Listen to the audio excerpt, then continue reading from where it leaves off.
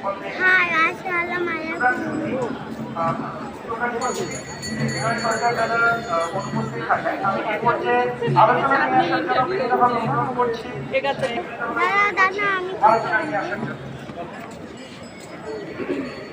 একটি ঘোষণা এই মুহূর্তে আমাদের স্টেজে কৃষ্ণপদ মল্লিক দাদা উপস্থিত হয়েছে। দাদার একজন সহযোগী ধ্রুবপ্রসাদ রায়, নওপাড়া যশোর। দাদাকে ধ্রুবপ্রসাদ রায় দাদাকে অনুরোধ করছি, আপনি যেখানেই থাকুন না কেন স্টেজে এসে দাদার সাথে দেখা।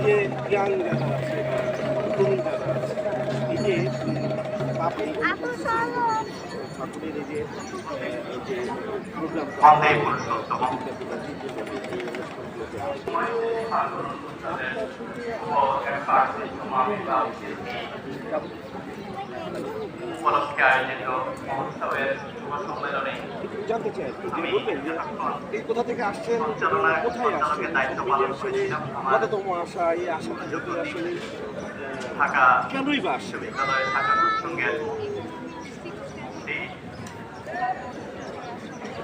লিখন রায় মহোদয় আজকের অনুষ্ঠানে উপস্থিত হওয়ার কথা ছিল, কিন্তু সে রাস্তায় অত্যন্ত বাজেভাবে জ্যামে আটকে গিয়েছিল।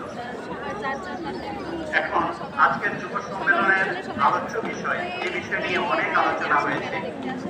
এরপরে আর খুব বেশি আলোচনা বাকি থাকে না। আজকের আলোচ্য বিষয় আধুনিক সমাজ বিনির্মাণে যুব সমাজের ভূমিকা ও শ্রী ঠাকুর যে ভূমিকা আবির্ভূত হয়েছে।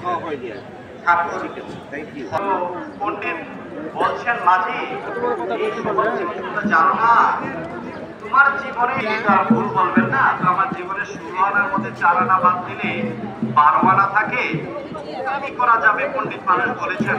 বলছেন, আচ্ছা বাবু যান, 12 আনা তো আছে, 12 আনা নিয়ে কোনো রকমে আমি যদি নৌকা চালিয়ে চালিয়ে জীবনটা পার করতে পারি তাহলে। আর পণ্ডিত জিজ্ঞেস করছেন, আচ্ছা বলো তো নদী থেকে উৎপত্তি হয়েছে? ভালো, মানে এরকম গল্প শুনছেন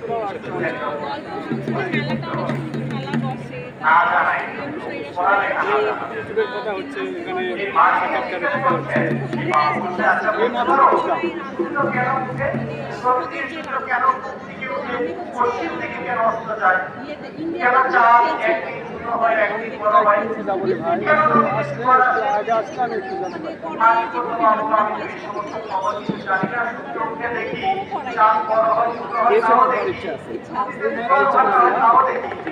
কেন হয়, কি কারণে হয়, এদিকে